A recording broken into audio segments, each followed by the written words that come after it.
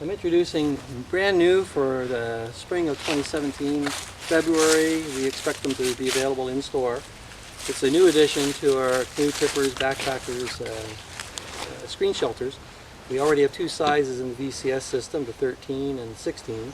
We're now introducing the NoBugZone. It's taking the best of both worlds in that it's the VCS 13 size tarp, so 13 feet front top to back, or front to back.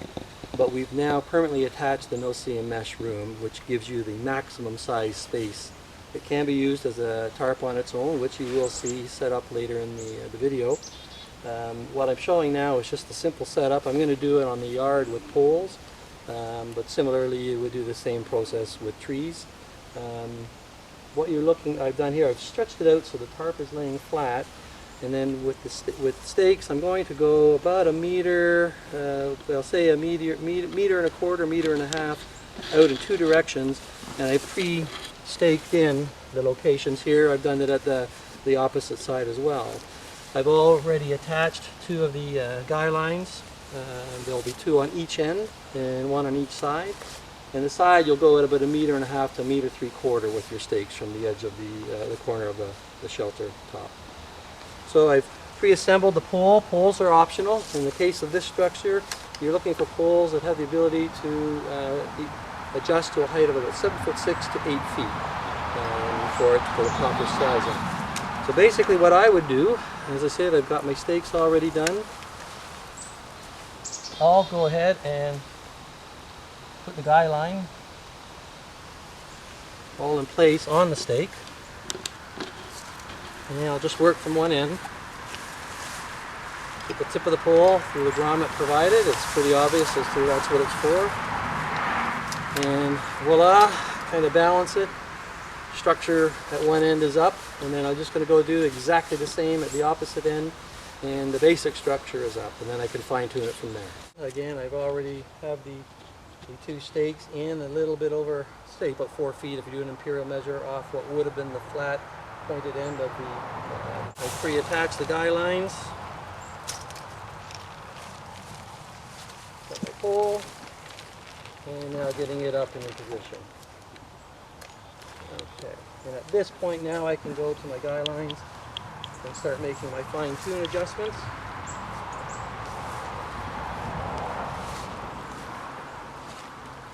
And then again I would repeat this at the opposite end.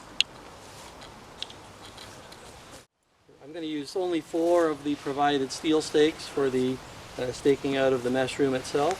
I don't necessarily need the ones at the midpoint for this purposes, but if I was out on a trip and it was windy, I would make use of them as well.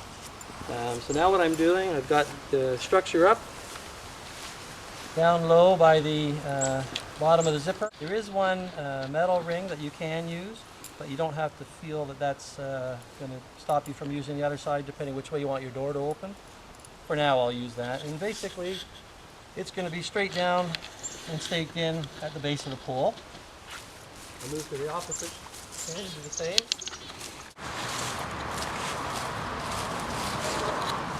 On the side, stretch this out,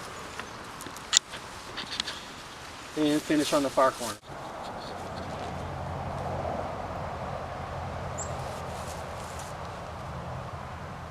On the last corner.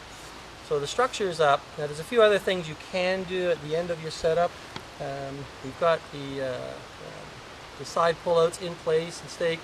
We have added on the tips here spots for pole grommet, or if you wish and just want you're on the trip, you find a piece of deadfall, short limb, you can prop it up if you want to add a bit more stability and permanency to the height of the side. At the top center of the tarp, we actually have an external loop. Some people, rather than just tying it straight off onto trees, they'll actually run a loop, a cord, a long rope, through the web loop here, through the center loop on the top of the structure, and you kind of see it there, the black, and the loop at the far end. And then what they'll do, they'll tie that off to trees on either end. It allows them to shift, basically like a clothesline, the entire unit into the spot that they want. And then they can stake it out accordingly. If you're doing it that route as well and you want a bit more stability to it and you haven't brought optional poles, I'll often walk back into the bush, find two 8-foot limbs that are on the ground already. I'm not cutting anything new down. And I'll use them and prop them up and wedge them in or tie them off with some cord into the web loop as well to give a bit of a pole structure. So, but otherwise the tree method is just simply tie off the tree front and back and then stake it out just like I've done here as well. So with the new system, it's going to pack in under 5 pounds, yay big and yay wide. So I've now got the mesh walls down in place, and what you've got on the unit, you've created a room that's just a shade under 9-foot square. So I think it works out to about 8-foot 10-inch. You have a stand-up room inside the unit, which is probably a foot higher than what the previous best was on our VCS units. Inside, I've set up 4 of our canoe seats, our Eureka canoe seats. Easily 4 adults can sit in there with comfort, with a cooking stove in the middle. The reality is we've done it on the current VCS 16. We've had 8 of us in there with the cooking stove. So you can see there's still lots of room and just that much more height in around and down the middle for sure. I'm going to take you inside in a moment, but I'll point out one other thing with the zippers. Like I say, we have doors front and back. Each of the zippers will now have 3 sliders. So one that would be at the bottom, that's your opening, closing. You have 2 others that would work in tandem, and if you were working it with a tree and a hammock, so envision your tree here, at the other end, you can actually open these up, pull the web, make your attachments to the tree, and seal this back off. So if you want to sleep and slumber inside the NoBugZone with your hammock, bug-free, you can do so. I'm inside now, tied off one of the door entrances, and what you will see again, the tie-offs, you can do all 4 as we showed in the opening clip. You also have ability to secure in 3 locations along each wall reinforced loops, and if you're in a really windy condition and needing it more for rain or sun protection but want to hold it in place, you have that ability to secure it off. Indoors, what you have again is about a 7'6" at the corners and a full 7'2" at the center height, and even more space, about a meter on each of the sidewall heights. So lots of space inside. The fabric is continuing using our 75 denier polyester, and it's 1500 millimeter minimum coating.